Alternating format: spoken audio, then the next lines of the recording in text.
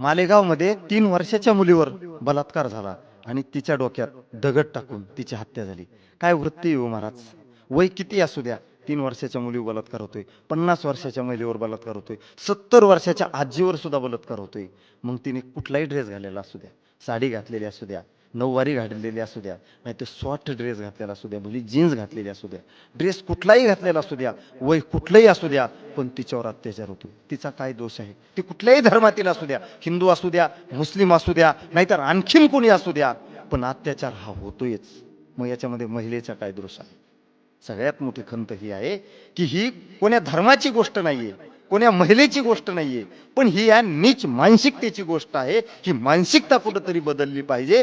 जोपर्यंत असे अत्याचार होत आहेत आणि त्या आरोपींना जोपर्यंत आपण भर चौकामध्ये फाशी देत नाहीत, त्याला जोपर्यंत फासावर लटकत नाहीत, तोपर्यंत ही नीच वृत्ती थांबणार नाही.